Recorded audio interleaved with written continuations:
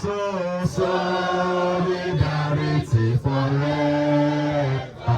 We shall always fight for our right. Ladies and gentlemen of the press, great Nigerian people, we, the undersigned organization, condemns with strong vehemence the nonchalant attitude, total negligence, and continuous threat by the Lagos State government to the poor people of Okieri, Odoinfa, Lone, Ogoluwa, Precious Seed, and Koka environs of Oworonshoki area.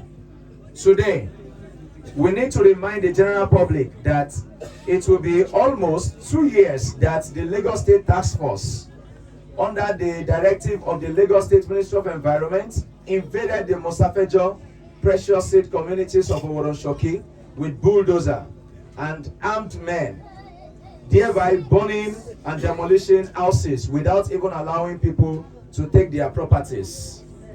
About 1,000 homes were either burnt or knocked down by bulldozers, rendering over 10,000 residents homeless.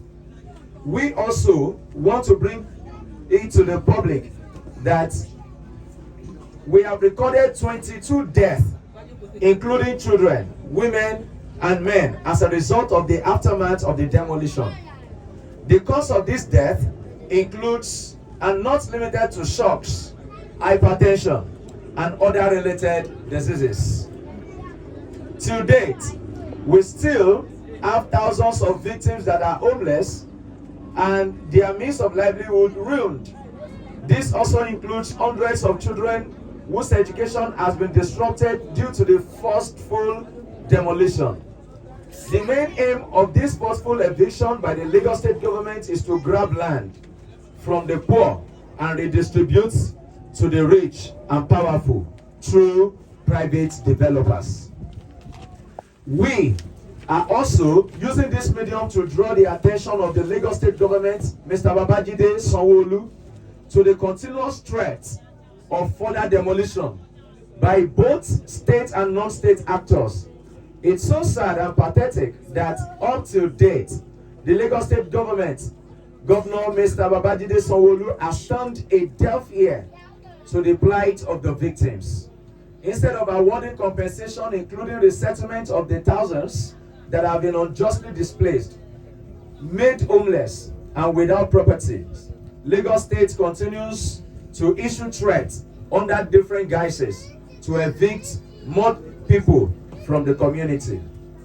We need to reiterate that the right of shelter, the right to shelter, is a fundamental human right that is guaranteed under the Nigerian Constitution and the United Nations Universal Declaration of Human Rights.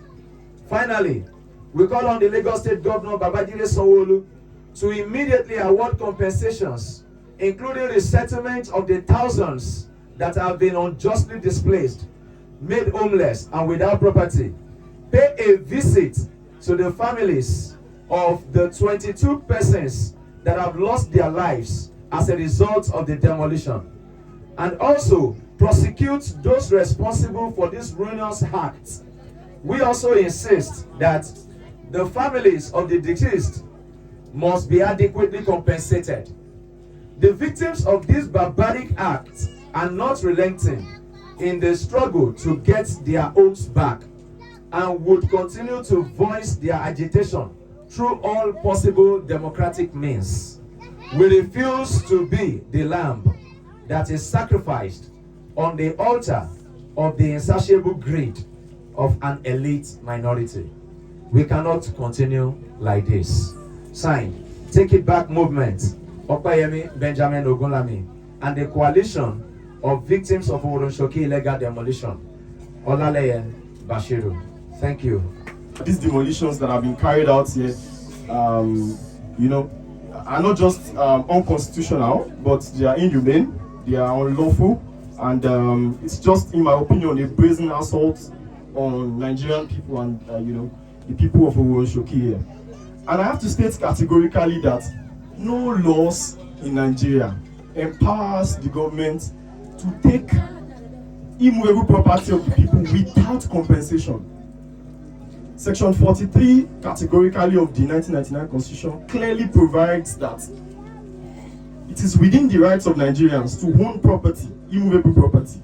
Section 44 further backs up that Section 43 that if the government has to take over such property that is of citizens, there must be compensation for the people or resettlement. The Land Use Act also backs this up. So it is just crazy, in my opinion, that the government makes the choice to, take over what is the people's and elect to also pretend like they have not participated in this act that is not just a destructive act, but also a criminal act.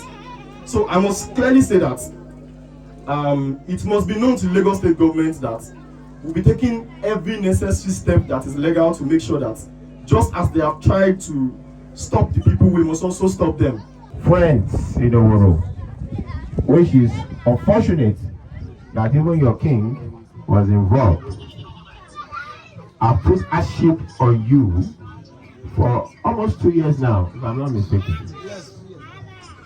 And they have not even cared to retrace their step by doing what our lawyer has explained.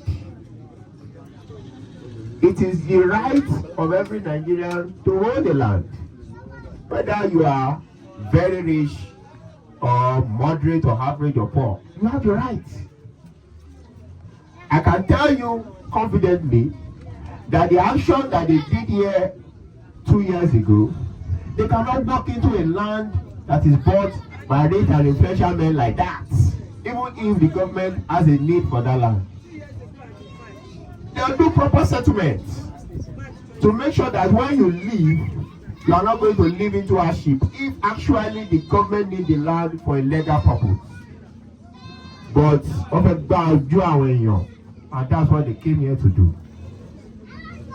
And the reason why you are still seeing us here coming regularly, if you remember Oworonshoki, that June 2023 or 2024, we were here, June 12th, yes.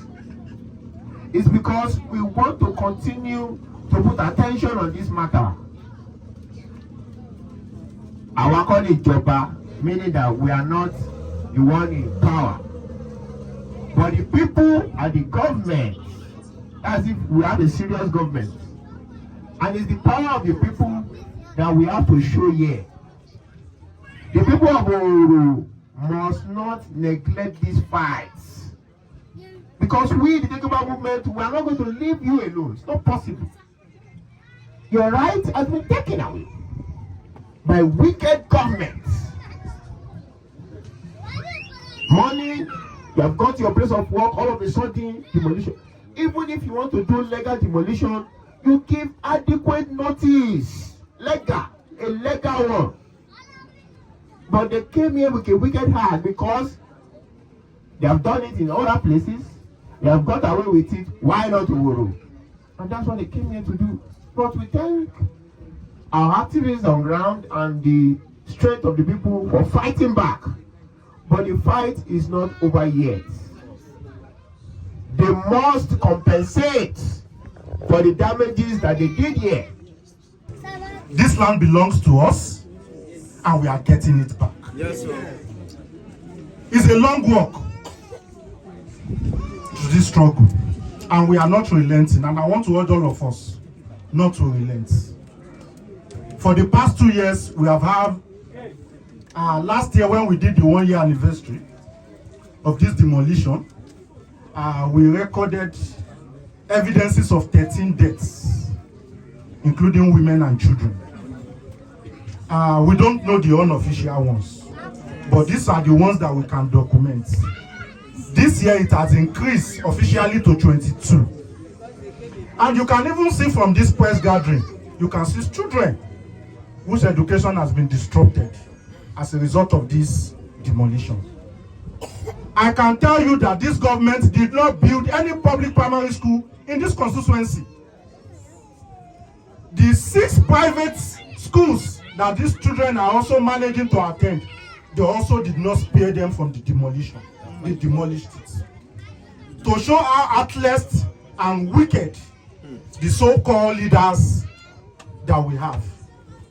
And we must also organize ourselves politically, because this fight is not just a fight of economic and community. It is also a political battle. Yes. Because those who will redistribute our land, those that will collect 2 plots, 3 plots, are political vampires within the APC.